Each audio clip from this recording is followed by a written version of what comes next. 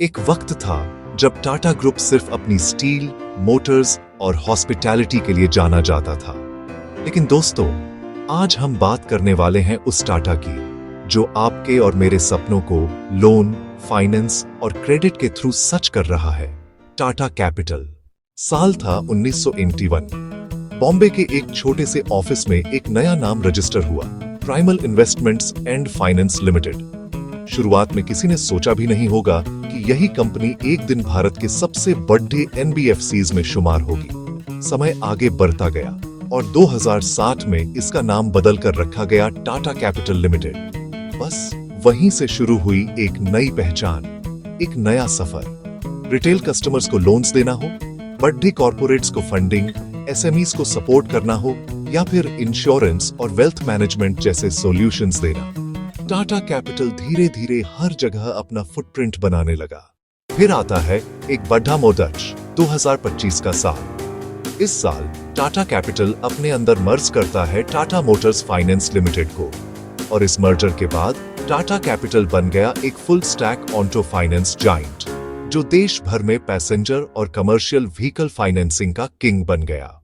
और अब यही कहानी एक नए मोड़ पर आती है, स्टॉक मार्केट के स्टेज पर। हाँ दोस्तों, अक्टूबर 2025 में भारत का शेयर बाजार एक नई कहानी लिखने वाला है जब टाटा कैपिटल अपना आईपीओ लेकर आ रहा है। यह आईपीओ होगा RS 1511 करोड़ डीएच का मेगा इशू, जिसमें 2 चैप्टर्स होंगे। एक फ्रेश इशू RS 646 करोड़ डीएच का और दूसरा offer for sale RS 665 crore डीएच का। जो इन्वेस्टर्स इस कहानी में हिस्सा लेना चाहते हैं उनके लिए मिनिमम टिकट है एक लॉट 40 शेयर्स, जिसका खर्चा होगा लगभग RS 14,996। आईपीओ खुलेगा 6 अक्टूबर को, बंद होगा 8 अक्टूबर को और लिस्टिंग होगी 13 अक्टूबर को BSE और NSE दोनों पर।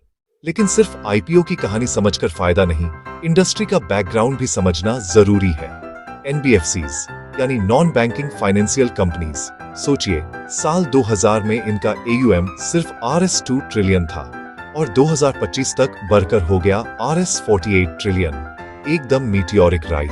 और क्राइजल का कहना है कि अगले 3 साल तक ये सेक्टर 15-17% के CAGR से ग्रो करेगा।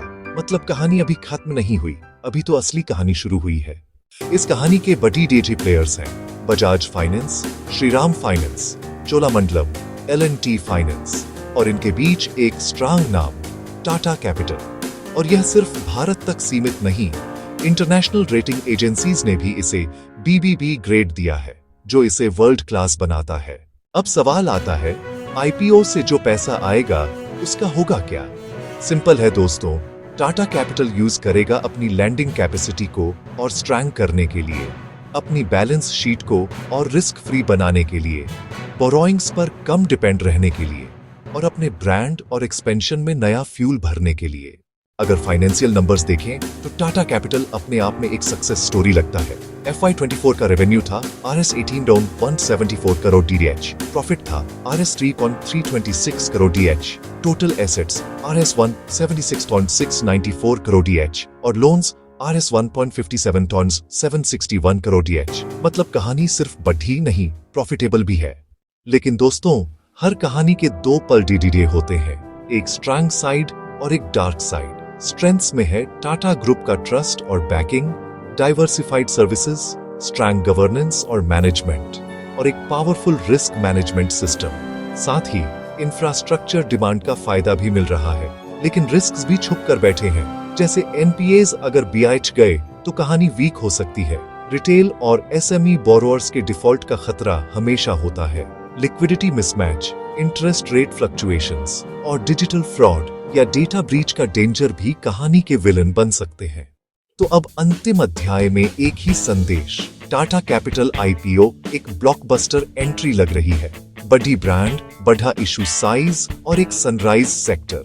लेकिन हर हीरो का एक विलन होता है और यहाँ विलन हो सकते हैं रिस्क्स और मार्केट कंडीशंस। ये कहानी मैंने आपको सिर्फ समझने के लिए सुनाई है, ये कोई बाय सेल रिकमेंडेशन नहीं है। इन्वेस्ट करने से पहले अपने फाइनेंशियल एडवाइजर की सलाह जरूर लें।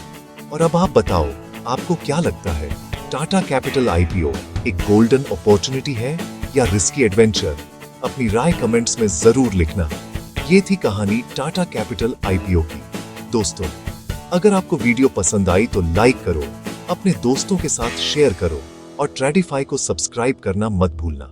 मिलते हैं अगली कहानी में एक नए आईपीओ या बिजनेस केस स्टडी के साथ। तब तक के लिए जय हिंद।